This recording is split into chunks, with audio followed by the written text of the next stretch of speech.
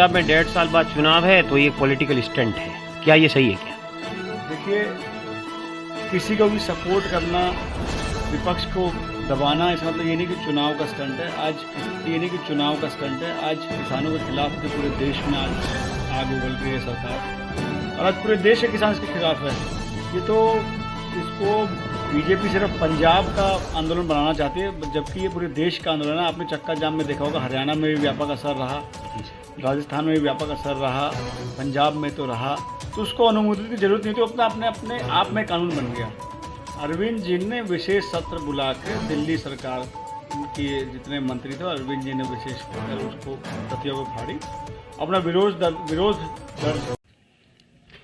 नमस्कार, आप देख रहे हैं यंग तरंग। मैं राकेश चौधरी। हमारा एक स्पेशल सेगमेंट शो है जिसका नाम है संवाद, और जिसमें आज हम बात करेंगे द्वारका विधानसभा क्षेत्र, जो कि नई दिल्ली क्षेत्र है, वहाँ के MLA, member of legislative assembly, श्रीमान विनय कुमार मिश्रा जी। सर, आपका स्वागत है।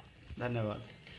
सर, मेरा सबसे पहला प्रश्न आपसे ये है कि दिल्ली के सीएम अरविंद केजरीवाल जी जब तीनों कृषि कानून आते हैं तो उनको विधानसभा में अनुमोदित कराते हैं, लेकिन फिर जब विरोध शुरू होता है तो एक दिन का विशेष सत्र बुला करके उन तीनों बिलों की प्रतियों को फाड़ते हैं। ऐसा क्यों सर? पहली बात तो आपको ये किसने कहा कि ये विधानसभा में अनुमोदित कराते हैं?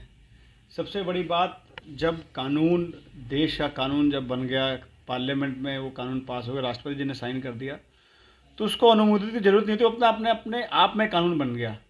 अरविंद जी ने विशेष सत्र बुला के दिल्ली सरकार के जितने मंत्री थे, अरविंद जी ने विशेष कर उसको प्रतियों को फाड़ी, अपना विरोध दर्ज किया कि हम लोग इसके खिलाफ है और ये काला कानून है, ये इससे किसानों का बहुत बड़ा नुकसान होगा। तो इसमें अनुमोदित का तो कोई शब्द ही नहीं आता इसमें। जी सर। आपके विपक्षी कहते हैं कि पंजाब में 1.5 साल बाद चुनाव है तो ये पॉलिटिकल स्टंट है, क्या ये सही है क्या? देखिए, किसी को भी सपोर्ट करना, विपक्ष को दबाना, इसका मतलब ये नहीं कि चुनाव का स्टंट है। आज किसानों के खिलाफ जो पूरे देश में आज आग उगल रही है सरकार, और आज पूरे देश के किसान इसके खिलाफ है। ये तो इसको बीजेपी सिर्फ पंजाब का आंदोलन बनाना चाहती है, जबकि ये पूरे देश का आंदोलन है। आपने चक्का जाम में देखा होगा, हरियाणा में भी व्यापक असर रहा, राजस्थान में भी व्यापक असर रहा, पंजाब में तो रहा। तो इस वजह से इसको बना रहे हो। इसमें कोई चुनाव से कोई लेना देना नहीं है। जो भी गलत होगा इस देश में, अरविंद जी उस गलत के खिलाफ खड़े हैं। जी। 26 जनवरी में हिंसा हुई, दिल्ली पुलिस के जवान घायल हुए, तिरंगे का अपमान हुआ, राष्ट्रीय धरोहर को, संपत्ति को नुकसान पहुंचा, लेकिन आपकी पार्टी व आपकी सरकार ने इस पे ऊपर अपना कोई स्टैंड क्लियर क्यों नहीं किया? देखिए, हमारी पार्टी ने बिल्कुल स्टैंड क्लियर किया कि जो तिरंगा का अपमान हुआ, जो भी हुआ वो दुखद था। और केजरीवाल जी ने साफ साफ कहा कि जिसने भी ये घटना को अंजाम दिया उसको आप अरेस्ट करो। लेकिन उसमें ये नहीं कि आप निर्दोषों को ही फंसा दो। काले कानून के नाम पे आप जो विरोध के स्वर दबाने के लिए आप जो लोगों को बिना बात पर अरेस्ट कर दो, उनकी जानकारी उनके परिवार वालों को ना दो, ये गलत है। जिसने किया आप उसको अरेस्ट कीजिए। जिसने किया, दीप सिद्धू, आज ये जो है दिल्ली पुलिस दीप सिद्धू को क्यों नहीं अरेस्ट कर रही है? जिसके खिलाफ, जिसका वीडियो सरासर आया और जो इसमें बिल्कुल इस में शामिल था, इस उपद्रव में शामिल था, उसको क्यों नहीं ये अरेस्ट कर रहे हैं? तो ये बीजेपी की मिली भगत है। सिर्फ और सिर्फ ये विपक्ष की आवाज़ को दबाने के लिए इस तरीके से बात कर रहे हैं। आप इनके सुर में सुर मिलाइए तो आप देश के सच्चे नागरिक हो जाते हैं, और इनके विरोध की बात कीजिए तो आप देशद्रोही हो जाते हैं। तो ये सिर्फ और सिर्फ विपक्ष को दबाने के लिए हो रहा है और विपक्ष को बदनाम करने के लिए हो रहा है। एक और प्रश्न है सर, इसी से जुड़ा है कि 26 जनवरी की हिंसा के बाद अगर अब देखा जाए तो आपकी पार्टी के आला नेताओं के बयान थे कि इस हिंसा के लिए केंद्र सरकार जिम्मेवार है। इस प्रकार के संवेदनशील मुद्दों पर आपको नहीं लगता कि आपकी जैसी एक जिम्मेवार पार्टी को इस प्रकार के बयानों से बचना चाहिए? भैया, जब देश में इमरजेंसी हो जाए ना, अघोषित इमरजेंसी हो जाए, तो किसी न किसी को आवाज़ उठानी पड़ती है। क्या आप जितना सवाल मुझसे कर रहे हैं, क्या आप में है हिम्मत? आप भाजपा के लोग जाके सवाल करें। आप में है? आप बताइए। आज प्रेस वाले मनदीप पुनिया को अरेस्ट किया, आपने 6 बजे अरेस्ट किया, रात के 2 बजे उसके खिलाफ एफआईआर की और कोर्ट ने उसको बाइज्जत बेल दे दिया। तो आप एक बताइए, आज प्रेस वालों को आज़ादी है? आज उत्तर प्रदेश में कोई भी प्रेस वाला बोलता है, उतना केस ठोक के उसको अंदर कर देते हैं। आज आज़ादी कहाँ है? तो किसी न किसी को आवाज़ उठाना पड़ेगा ना भैया। जब देश से सच खत्म होगा तो एक अरविंद केजरीवाल पैदा होगा जो सच्चे लोगों लड़ेगा। और आज अरविंद जी को मैं सलाम करता हूँ, दिल से सैल्यूट करता हूँ कि जब सारा विपक्ष घबरा के अपने घर बैठा हुआ है, किसी के पीछे सीबीआई छोड़ देते हैं, किसी के पीछे पुलिस छोड़ देते हैं, लेकिन एक ऐसा शख्स इस देश में खड़ा है जो ईमानदार है और ईमानदारी से विपक्ष की आवाज़ बन रहा है और सच्ची बात कर रहा है, तो उनको मैं दिल से सलाम करता हूँ। और जब जब इस देश में घोषित आपातकाल आएगा तो अरविंद जैसे लोग निकलेंगे और लोगों की बात करेंगे। जी, एक और इसी से जुड़ा है सर, टूल किट मामला। जैसे अभी अभी विदेशी हस्तियों द्वारा इस आंदोलन को जिस प्रकार से समर्थन दिया गया, बाद में ये पता चला कि 18 करोड़ की फंडिंग किसी को ट्वीट करने के लिए दिया गया, और टूल किट में ये बिल्कुल क्लियर था 3 तारीख को ये होना है, 26 तारीख को ये होना है, इस प्रकार से होना है। तो आप इसके ऊपर क्या कहेंगे सर? एक बात है, जब कश्मीर आपने 370 ख़त्म की जी, और पूरे विश्व के नेताओं को बुला के आपने कश्मीर दिखाया, तब तो आपकी स्वायत्ता को खतरा नहीं था। जब पठानकोट पे हमला हुआ और पाकिस्तान के लोगों को लाके, आतंकवादियों को आपने लाके अपना बेस दिखाया, तब कोई स्वायत्ता आपकी खतरे में नहीं थी। आज जब विपक्षी छोड़िए, जब देश विदेश के जो लोग हैं जिनकी बातें वैल्यू रखती है, जो किसी भी देश में कुछ गलत हो उसमें आज वो ट्वीट करे तो उसको आप जो है उनको भी देशद्रोही बता रहे हो। तो आप खुद तो फैसला कर लीजिए। मतलब अगर कहीं देश की कहीं तारीफ हो तो मोदी का डंका बज रहा है, और अगर देश के खिलाफ कोई अगर मान लीजिए अगर आंदोलन के लिए ट्वीट करे तो आप कहते हो कि जो हमारे देश में हस्तक्षेप कर रहा है। तो ये डबल स्टैंडर्ड नहीं चलेगा। आप एक स्टैंडर्ड चलो, या तो आप बोलो मोदी का डंका बज रहा है या मोदी की छवि खराब हो रही है। ये सिर्फ और सिर्फ मोदी जी की छवि बचाने के लिए ये बातें हो रही हैं। और एक बात मुझे बताइए, मेरे को तो बड़ा हास्यप्रद लगता है कि जो 5,000 करोड़ की मालकिन हो और जिसके जो है वर्ल्ड में 3rd लार्जेस्ट फॉलोअर्स हैं, उसको उसने ट्वीट कर दिया तो उसको कहते हैं कि उसने पैसे ले लिए, या वो नाम के लिए कर रहा है, या वो देशद्रोही है। ये तो बड़ा हास्यप्रद चीज़ें हो रही हैं। और मुझे तो बड़ा दुखद है कि आज जो है जो मिनिस्ट्री ऑफ एक्सटर्नल अफेयर्स, जो जिसका काम, जब कोई वर्ल्ड का लीडर जब कोई ट्वीट करे या कोई बात करे तो उसके खिलाफ उनको जो है स्टेटमेंट देना चाहिए। तो यहाँ तो मैं हास्य प्रद हूँ कि जिन्होंने जो है पॉप स्टार के ट्वीट को इतना सीरियस ले लिया, जबकि मिनिस्ट्री ऑफ एक्सटर्नल अफेयर्स का काम तब होता है जब कोई दूसरे राष्ट्र का नेता या वहाँ का प्रधानमंत्री या राष्ट्रपति कोई स्टेटमेंट दे, तब एक्सटर्नल अफेयर्स को रिएक्ट करना चाहिए था। तो बड़ा हास्यप्रद है, मोदी जी आज सारे अफसरों को भी अपने काम में इस्तेमाल कर रहे हैं। तो ये तो इस देश में ऐसा हो रहा है कि आज जो चाहे फिल्म स्टार्स हों, चाहे क्रिकेटर्स हों, जिन क्रिकेटर्स को यूएसए में कोई जानता भी नहीं है, इन क्रिकेटर्स यूएस में कोई गेम होता भी नहीं, आज वो क्रिकेटर्स जो है ट्वीट करते, बड़ा दुखद है। सचिन तेंदुलकर सरीखे नेता जिनको भारत रत्न मिला हुआ, लता मंगेशकर जैसी सिंगर जिसको भारत, उनको तो इन सब चीज़ों में पढ़ना चाहिए, उनको तो न्यूट्रल रहना चाहिए। बड़ा दुखद है आज जो चीज़ें हो रही हैं।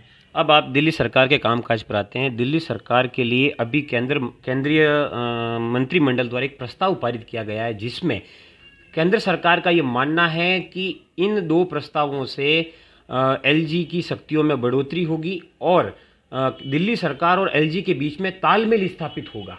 वहीं आपके डिप्टी सीएम कहते हैं कि भाजपा पिछले दरवाजे से शासन करना चाहती है। तो आपका इसके ऊपर क्या मानना है सर? बिल्कुल, हमारी पार्टी का स्टैंड साफ है। अब जब भाजपा को दिखने लग गया कि दिल्ली में चुनाव नहीं जीत सकते, जब वो फ्रंट फुट पे नहीं खेल सकते, तो अब वो पीछे से वार कर रहे हैं। और जब सुप्रीम कोर्ट की 5 बेंच की कमेटी ने जब बिल्कुल जो है क्लियर कर दिया था कि लॉ एंड ऑर्डर, लैंड और सर्विसेज, इन तीनों को छोड़ के बाकी चीज़ों पे विधानसभा डिसीजन ले सकती है, विधानसभा उस पर काम करेगी और सीएम साहब उसका कानून बनाएंगे। और हमने भी क्लियर कट एक्सेप्ट कर लिया, हमारे ठीक है भाई, हम इन तीनों को छोड़े बाकी के काम करेंगे। तो अब इनको उस 3 के अलावा भी बाकी सब पे अपना राज चाहिए। तो आज जब जनता ने इनको नकार दिया, जब जनता इनको चुनाव नहीं जिता रही, तो अब ये बैकडोर से करना चाह रहे कि भाई, क्योंकि मोदी जी और अमित शाह जी को एक छत्र राज पसंद है, उनको कोई विपक्ष पसंद नहीं है। तो आज जब एक व्यक्ति अच्छा काम कर रहा है तो उसको कैसे दबाएं, उस पर काम कर रहे हैं। दिल्ली के तीनों नगर निगम दिल्ली सरकार से बकाया राशि की मांग करते हैं। दिल्ली के सीएम आवास के बाहर धरना प्रदर्शन करते हैं।